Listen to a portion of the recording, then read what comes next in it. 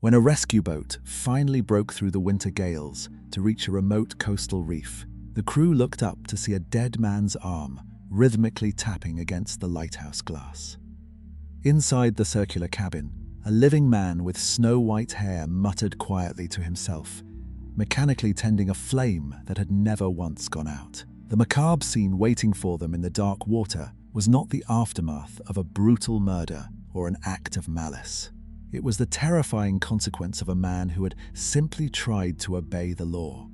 To understand the architecture of this particular madness, you have to look closely at the geography that forced it into existence. The year was 1801. 20 miles off the jagged Pembrokeshire coast of Wales, a cluster of vicious, ship-breaking rocks broke the surface of the Celtic Sea. It was here that the Smalls Lighthouse stood, though the term itself implies a kind of stone permanence that this structure simply did not possess. Built a quarter of a century earlier in 1776, it was essentially a small wooden shack perched atop 9 massive oak pillars, suspended awkwardly above the crashing waves like a fragile, oversized birdcage. When the tide rose and the gales howled, the entire wooden structure would violently sway and groan under the immense weight of the water.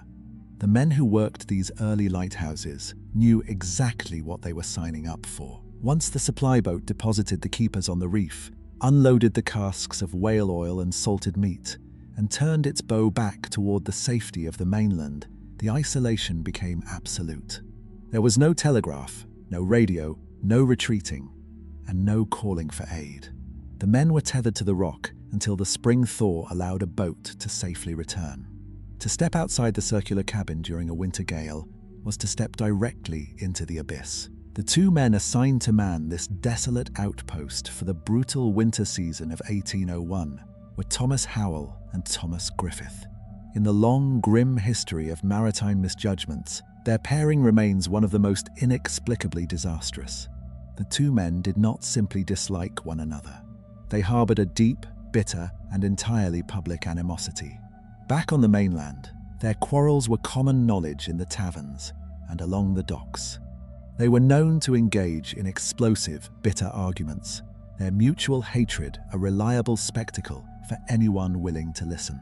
The precise origin of their feud has been lost to time, but the intensity of it was a matter of public record. Yet, the governing authorities, perhaps viewing the men merely as expendable cogs in a maritime machine, assigned them to the exact same long winter shift. They were expected to simply keep the oil lamps burning and put their severe differences aside for the sake of the passing ships. The physical reality of the Smalls Lighthouse made ignoring one another a literal impossibility. The living quarters consisted of a single, tiny, circular wooden room. Every breath taken, every shift in a wooden chair, every muttered curse was a shared experience. They slept mere feet apart in cramped bunks. They ate their salted rations at the exact same tiny table. The constant, deafening roar of the ocean outside meant they often had to shout simply to be heard over the waves, turning even the most mundane requests into aggressive, barked exchanges. In a space so severely confined, human hatred does not dissipate, it ferments. The small things become magnified into unbearable offenses. The cadence of a man's breathing, the way he walks across the floorboards, the sheer undeniable fact of his presence, everything becomes a source of quiet, burning rage. The circular wooden cabin quickly became a pressure cooker of unspoken resentment and deep claustrophobic tension. 2 sworn enemies were locked in a wooden box suspended above a freezing ocean, with nothing but endless stretches of time and the maddening, rhythmic sound of the water to slowly wear away their psychological restraint. The heavy skies of the Welsh coast soon darkened into a bruised purple, signaling the start of the violent winter gales.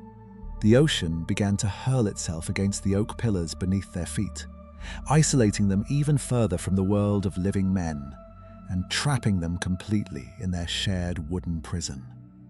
The winter storms were approaching, but the deadliest threat inside the lighthouse wouldn't come from the sea. The hostility that had defined their days was abruptly suspended, not by any kind of truce, but by the undeniable force of biology.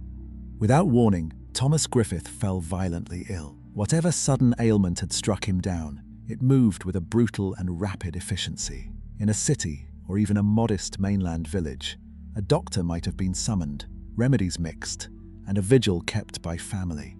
On the Smalls Reef, there was only a fierce winter storm and a sworn enemy to bear witness. The extreme isolation of the lighthouse shifted instantly from an abstract psychological burden to a terrifying physical trap. There was no medicine to ease the pain, no relief to be called for, and absolutely no way to send a signal through the heavy, freezing fog. The tiny circular cabin, previously a boxing ring of endless verbal abuse, was instantly transformed into a claustrophobic sick ward. Howell, despite the profound hatred he harbored for the man, found himself forced into the grim role of a reluctant caretaker. He had to watch the man he despised writhe in agony across the few feet of wooden floorboard that separated their narrow bunks. The familiar sounds of their bitter bickering were replaced by something far worse. It was the ragged, desperate breathing of a man fighting a losing battle against his own failing organs. Howell could only stand by in the dim amber glow, mechanically tending the heavy oil lamps, while the shadow of death settled permanently into the room. Then the struggle simply ended. Griffith passed away, his final, rattling breaths swallowed entirely by the relentless howling of the Celtic Sea outside. The immediate aftermath was defined by a profound and suffocating silence. For weeks, the tightly sealed wooden room had been filled with shouting, cursing, and the heavy friction of two fundamentally incompatible souls. Now, that angry energy was extinguished. There was only the mechanical ticking of the lantern's clockwork apparatus and the steady, indifferent crash of the ocean against the oak pillars below. The sudden quiet was heavier than the arguments had ever been. Howell was entirely alone. He was the only living man suspended in the grey expanse of the winter sea, locked inside a wooden cage with a corpse. The true horror of his situation was not philosophical, but brutally physical. A lifeless human body takes up an extraordinary amount of space, especially when the total living area is scarcely larger than a merchant's wagon. The lighthouse cabin was heavily insulated and continuously heated by a cast iron stove, a necessity to keep the solitary keeper from freezing to death and to prevent the vital whale oil from congealing in the cold. In that warm, stagnant, heavily sealed air, the inescapable reality of organic decay began to assert itself almost immediately. The smell began to fill the small room within hours, thick and sickeningly sweet, seeping into the wooden walls, the bed linens, and Howell's own unwashed clothing. There was nowhere to look away. Everywhere Howell turned to adjust a wick or check a gauge, he had to carefully step around or step directly over the swelling remains of Thomas Griffith. The dead man was claiming more space in death than he ever had in life, becoming a massive, rotting centerpiece to Howell's waking nightmare. The logic of survival dictated a very simple, practical solution. The ocean was right outside the heavy oak door, vast and endlessly hungry, ready to wash the gruesome problem away into the freezing depths and return the cabin to a livable state. Howell's immediate first instinct was to grab his former rival by the shoulders, drag him to the outer gallery rail, and give his body to the dark water. But as he looked down at the lifeless remains of his greatest enemy, a darker, far more terrifying thought stayed his hand. The law of the early 19th century possessed a cold and rigid geometry. It did not readily accommodate the chaotic realities of maritime isolation, nor did it easily believe in convenient accidents. As Thomas Howell stood over the lifeless body of his greatest rival, the initial overwhelming urge to drag the corpse to the gallery rail and let the Celtic Sea swallow it whole was violently suppressed by a sudden, paralyzing realization. To give Thomas Griffith a sailor's burial was to sign his own death warrant. The unwritten rules of survival on the reef were instantly overwritten by the terrifying statutes of mainland justice. The problem lay entirely in the public nature of their hatred. Back on the docks of Pembrokeshire, the bitter animosity between Howell and Griffith was not merely a rumour. It was an established, well-documented fact. Everyone, from the local magistrates to the tavern keepers, knew that the two men despised one another. Howell possessed a sharp enough mind to construct the inevitable narrative that would form in the minds of the authorities the moment a rescue boat arrived to find only one man alive. If he claimed that Griffith had simply fallen ill and perished, and that he had respectfully consigned the body to the deep, no jury in the country would believe him. They would look at the history of their explosive quarrels and conclude only one thing. They would envision a violent struggle in the dark, a fatal blow struck in anger, and a body pushed over the railing into the churning water to hide the evidence. Without a physical body to prove the absence of foul play, Howell would be branded a murderer. He would survive the brutal winter on the rock only to face the hangman's noose in the spring. This legal paranoia birthed the central, maddening paradox of the Smalls Lighthouse tragedy. To prove beyond a shadow of a doubt that he had not killed Thomas Griffith, Thomas Howell was absolutely forced to keep him, the very object that was rapidly destroying his living environment. The decomposing, foul-smelling corpse of his sworn enemy had become the single most valuable possession he had. It was his only physical alibi. The absolute terror of execution became a psychological prison far stronger and far more suffocating than the heavy wooden walls that surrounded him. The hangman's rope, though miles away on the mainland, was already tightening around his neck with every passing hour. Under the crushing weight of this grotesque necessity, Howell's rationale began a slow, irreversible descent. His daily existence fractured. He was no longer merely a keeper of the flame, fighting to survive the elements. He had become the desperate, panicked guardian of a decaying corpse. He found himself obsessively monitoring the state of the body, terrified that the aggressive heat from the cast iron stove would accelerate the decomposition beyond the point of medical recognition. He needed the authorities to eventually examine Griffith and confirm the natural causes of his demise. Yet, the physical reality of sharing a tiny, heated, unventilated room with a dead man was rapidly breaking his mind. The stench had evolved into a tangible, suffocating entity, coating his throat and making the simple act of drawing breath and exercise in nausea. The corpse had to be removed from the living quarters if Howell was to retain any grasp on his sanity and survive the winter. Yet, the unyielding threat of the gallows meant the evidence absolutely could not be surrendered to the hungry water below. He needed a grave that wasn't the sea, so he decided to build one suspended in the sky. The human body, once emptied of life, submits entirely to the laws of nature.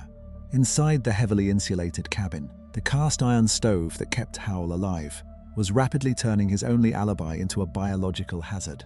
The sweet, heavy stench of decomposition grew thicker with every cycle of the tide.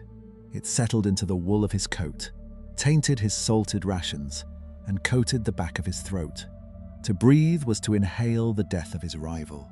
Howell realized that if he did not remove the corpse from the sealed room, he would lose his sanity long before a rescue boat ever appeared on the horizon. He needed a middle ground between the warmth of the cabin and the oblivion of the ocean. Before he took to the lonely life of a lighthouse keeper, Howell had earned his living as a cooper, a man who worked with his hands to shape and bind wood. Driven by the suffocating atmosphere of the room, he turned those old skills toward a profoundly grim task. Armed with a few basic tools, he began to methodically dismantle the interior of his own sanctuary. He tore up the spare floorboards. He pried thick wooden bulkheads away from the interior walls. The wood groaned and splintered in protest. For days, the rhythmic, metallic strike of a hammer driving nails into heavy timber echoed out over the violent crashing of the Celtic Sea. It was the sound of a man building a coffin for his enemy, using the very pieces of the shelter keeping him alive. The physical reality of the labor was agonizing.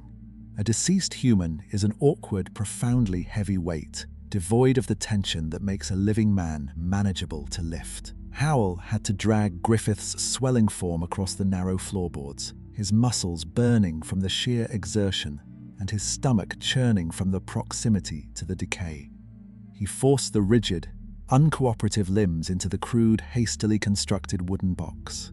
There was no ceremony in the small room and no quiet prayer spoken over the remains. It was an act of pure, desperate preservation. He sealed the lid, driving iron nails deep into the wood to keep the morbid secret contained.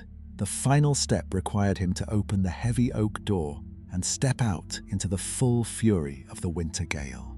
The freezing wind immediately bit into his skin, threatening to pull him off the slick wooden platform. Heedless of the blinding sea spray and the precarious drop into the black water below, Howell dragged the heavy coffin outside onto the narrow exterior gallery rail. He used thick, heavy lengths of maritime rope to lash the wooden box securely to the iron stanchions. It hung there, suspended awkwardly in the freezing air, caught between the heavy storm clouds and the churning waves. Griffith was finally out of the cabin, exposed to the brutal elements, yet tethered safely to the rock. When Howell finally closed the heavy door and sealed the cabin against the wind, a quiet relief washed over him.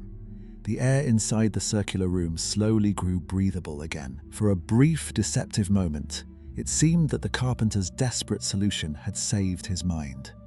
But the sea has never respected the graves of men. The relief Howell felt was as fragile as the wood he had used to secure it. When the true winter gales finally descended upon the Celtic Sea, they did not arrive merely as bad weather. They struck the reef with the sheer, unthinking violence of an apex predator. Mountainous black waves battered the heavy oak pillars, sending violent tremors up through the floorboards of the cabin.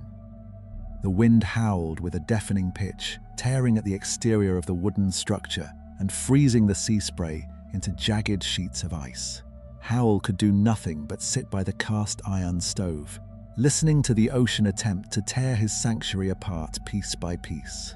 Out on the gallery rail, the makeshift coffin bore the absolute brunt of the storm's fury. The crude iron nails Howell had driven into the salvaged floorboards were simply no match for the relentless cyclical force of the gale. The wood began to groan, warp, and finally it splintered entirely. The heavy maritime ropes held the base to the iron stanchions, but the side panels of the box were violently ripped away, exposing the decaying burden inside to the freezing, chaotic air. It was then that a macabre visual presented itself through the thick, salt-stained glass of the lantern room. From the shattered ruins of the wooden box, Thomas Griffith's lifeless right arm fell free. The corpse was stiff from the freezing temperatures, yet the sheer velocity of the wind caught the exposed limb, forcing it into a grotesque pendulum's motion. Caught in the violent whipping gusts, the dead arm swung back and forth through the dark space just outside the window. Then began the auditory torture that would permanently undo Thomas Howell's mind. At the apex of its arc, the knuckles of the corpse struck the thick glass window. The sound was distinct, hollow, and utterly relentless. It cut through the roaring of the storm with a horrifying domestic familiarity, mimicking the polite knock of a visitor. The wind would die down for a fraction of a second, the arm would recede, and then another violent gust would throw it forward again. The heavy dead flesh struck the glass repeatedly, echoing through the tiny, circular room in a steady, maddening rhythm. Isolation had already thinned the walls of Howell's perception, but the endless knocking completely shattered them. Staring out into the black, churning night, watching the pale limb of his former enemy rise and fall against the glass in the amber light of the oil lamps, Howell's reason collapsed. He ceased to see a corpse manipulated by atmospheric pressure. Instead, the exhausted, terrified keeper began to hallucinate. He watched Griffith deliberately raising his hand, over and over, demanding entry. The rhythmic tapping transformed into a distinct, undeniable gesture. The dead man was beckoning him, inviting Howell to step out of the warm cabin and join him in the freezing, watery void. There was nowhere to run from the sound, and no corner of the room where the swinging arm could not be seen out of the corner of an eye. Howell's sanity fractured completely under the endless rhythm of the tapping, leaving only a hollow machine behind to tend the flame. Weeks bled into months, transforming the winter of 1801 into an endless, agonizing stretch of freezing rain and howling gales. Inside the fractured wooden cabin of the Smalls Lighthouse, Thomas Howell had entirely lost his grip on the reality of the living. His mind, irreparably shattered by the relentless, rhythmic tapping of his dead rival's arm against the lantern glass, had retreated into a dark, impenetrable corner where logic could no longer reach. Yet, in the absence of sanity, a strange and terrifying automation took command of his physical form. He was completely insane, but he remained at his core a keeper of the light. Driven by a deep, subconscious routine, or perhaps fueled by the lingering, primal terror of the hangman's noose, Howell continued to execute his duties with a mechanical precision. He hauled the heavy casks of whale oil across the cold floorboards. He carefully trimmed the charred wicks. He polished the thick soot from the inner lenses. Night after night, through the absolute worst storms the Celtic Sea could conjure, the vital warning light of the Smalls Reef burned brilliantly across the dark water. It never once flickered, and it never once died. It stood as a profound and unsettling testament to the absolute limits of human endurance, a survival sustained not by hope, comfort, or reason, but driven entirely by madness and the blind repetition of an ingrained duty. Eventually, the heavy, bruised skies of the Welsh coast began to clear. The spring thaw arrived, the violent weather broke, and a relief boat was finally dispatched from the Pembrokeshire docks. The sailors on board rowed toward the reef with the simple expectation of finding two exhausted keepers eager to return to the comforts of the mainland. Instead, as their small boat cut through the calmer waters and approached the massive oak pillars, they were greeted by a spectacle of pure maritime horror.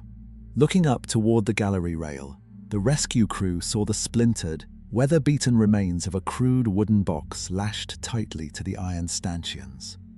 Hanging freely from the wreckage was the decaying, discolored arm of Thomas Griffith. It swayed gently in the ocean breeze, still positioned perfectly to tap against the thick glass of the lantern room. It was a gruesome, silent banner, announcing the tragedy that had unfolded in their absence. The crew hurried up the wooden ladders, breached the heavy oak door, and stepped into the suffocating atmosphere of the tiny cabin. There they found Thomas Howell sitting quietly in the dim amber glow of the lanterns. The physical toll extracted by his extreme psychological isolation was devastating to witness. The man who had sailed out to the reef months earlier simply no longer existed. In his place sat an emaciated, hollow shell of a human being. His skin was drawn tight over a skeletal frame, the result of severe malnutrition and unbearable, unceasing stress. Most striking of all was his head.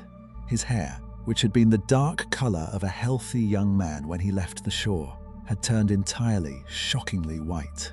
He mumbled incoherently to himself, his eyes vacant and entirely disconnected from the rescue party that had finally come to save him. When they carefully guided him down the ladders and transported him back across the water to the bustling docks of his home port, the depth of the tragedy became painfully clear. His own friends, his colleagues, and even his closest family members stared right past him on the pier. They looked directly into his face and simply did not recognize the ancient, broken figure being helped off the boat. The isolated rock had taken a robust, angry man and returned a frail, babbling ghost. Howell had successfully preserved the corpse through the grueling winter. He had maintained his grim, rotting alibi. The magistrates could plainly examine the remains and see the truth of the natural death, meaning the strict letter of the law could no longer hang him.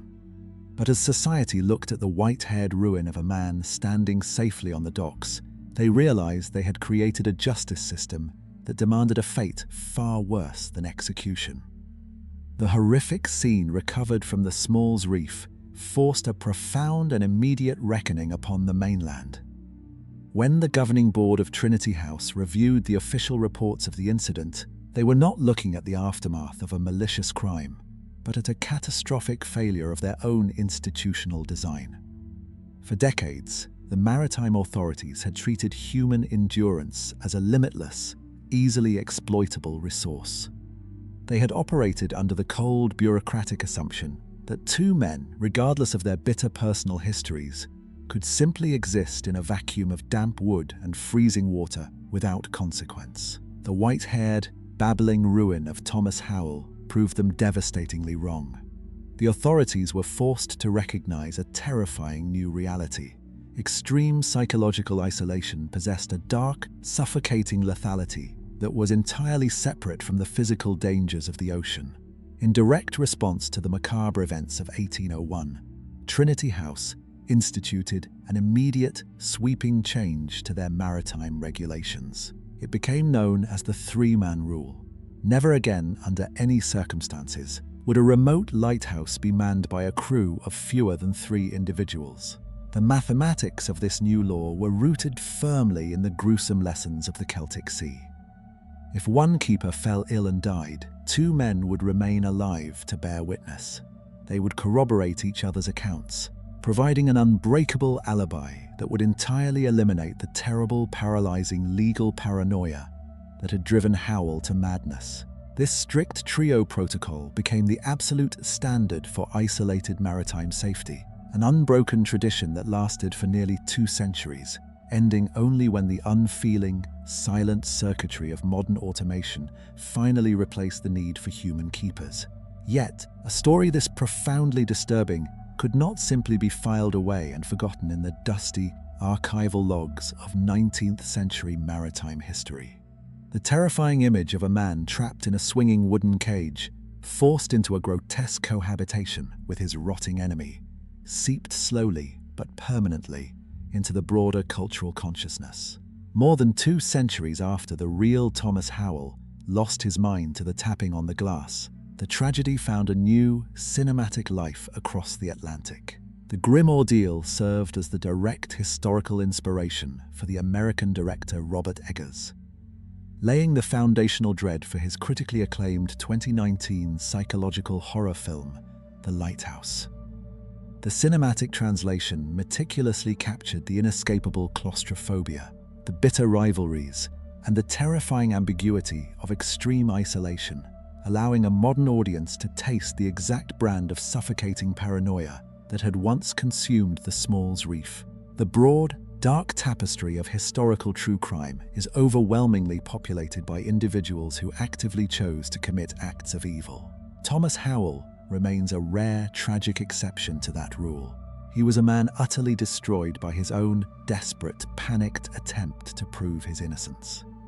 The physical shell of the rugged Cooper who sailed out to the reef in the winter of 1801 was eventually brought back to the safety of the shore, but the man he had been died somewhere in the shadows of that circular wooden room.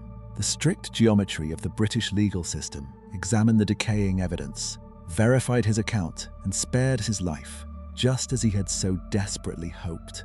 He never felt the rough, fatal grip of the hangman's noose around his neck, but he did not walk away a free man.